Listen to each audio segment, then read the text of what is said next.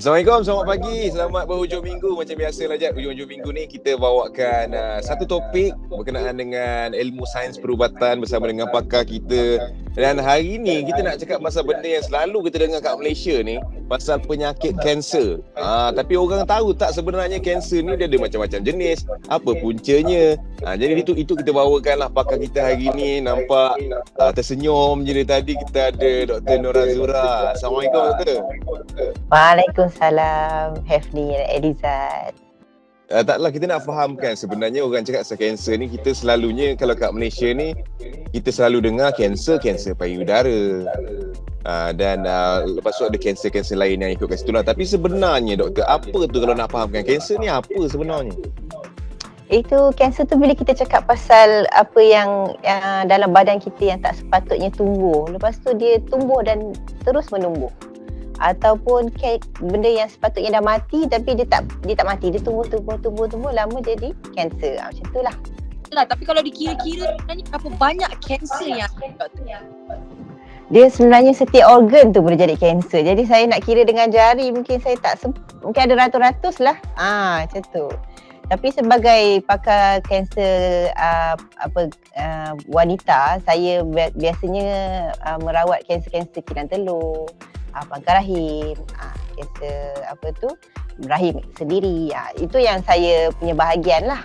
Tapi kalau pakar onkologi memang daripada atas kepala sampai ke bawah kepala lah.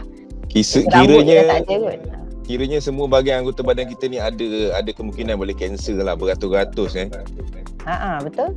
Adakah kerana kanser ni boleh didapat daripada keturunan ataupun pemakanan juga? Keturunan tu tak dinafikan, betul. Sebab macam Hefni kata, Hefni pula, Elizad kata kan ada mak saudara lah, sepupu lah kan. Nak kanser payudara dengan kilang telur ni dia memang berkait rapat tau. Dan kanser yang muda-muda ni kita kena alert sikit lah. Mungkin dia disebabkan dia dalam keluarga tu sendiri ada masalah genetik tu. Contoh macam hari tu saya baru bagi talk dekat IKN ni, dia kata ada masalah kanser ovari disebabkan BRCA gene. Ada satu genetik masalah dia tu. Kalau orang tu dapat sebelum 40, jaga-jagalah, mungkin adik dia ke, mak dia ke ataupun anak dia pun ada risiko. Jadi untuk orang-orang macam ni dia kena alert lebih sikit. Dia kena ambil test genetik tu lah, nak tahu dia ada masalah tu tak. Okey doktor, bila kita bercakap pasal kanser, selalunya tak lari kalau kita sebut pasal kemo. Benda yang menakutkan sekali adalah kemo. Tak tahulah sebabnya bila kita tengok patient kanser ni diorang nak baik, tapi bila sebut pasal kemo menakutkan diorang. Saya nak tanya soalan sebenarnya, selalu nak tanya makcik-makcik saya, sakit ke kemo ni? Kalau kemo tu boleh menyembuhkan mereka, kenapa diorang rasa macam tak apalah, tak payah buat, dah sakit-sakit lah, dia cakap macam tu. Kadang-kadang kita tahu tanya kat doktor, jaminan kemo ni boleh buatkan patient ni 100% baik semula ke? Sebab kalau kemo ni orang memang takut. Oh doktor, saya tak nak mati sebab kemo kan. Kita pun Allah kan. Tapi kan saya kadang-kadang saya rasa sebelum kita bagi rawatan kat patient tu, kita kena buat tour sikit dekat rawatan harian dekat Ungku. Contoh dekat IKN ni lah kan. Saya memang bahagian yang operate, tapi hari tu saya lawat sekejap bahagian kemo ni.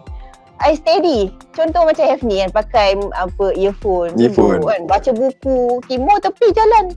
Relax. Saya macam saya sendiri terkejut kan, sebab kita yang operate ni memang ada orang tengah pengsan dalam keadaan tak berdaya apa semua.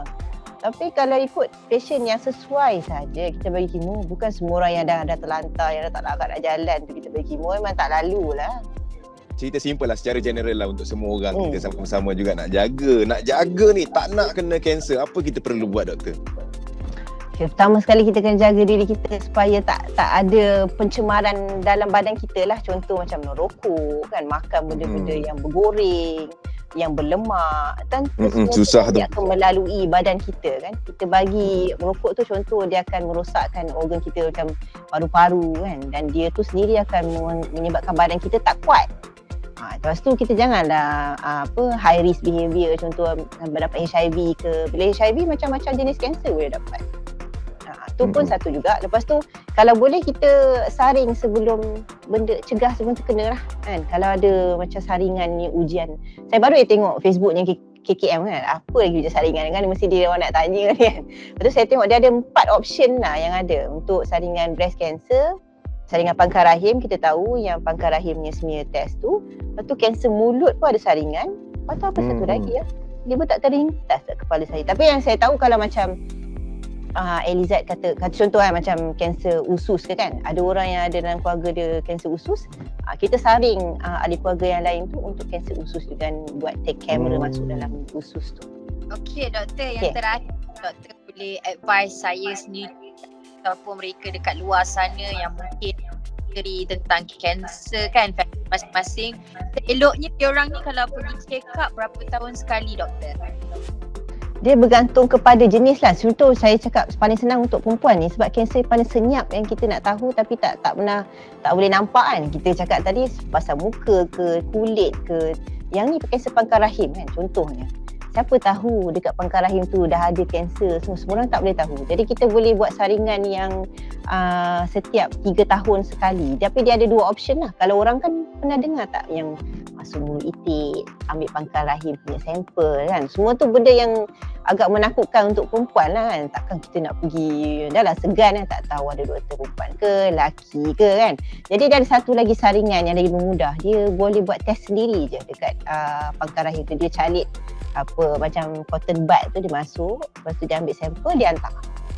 Cuma itu bila kita cakap pasal siapa yang boleh dapat test tu, dia bergantung pada kerajaan negeri juga. Ada yang tempat yang ada macam pilot project macam Putrajaya ni senang je nak dapat test tu.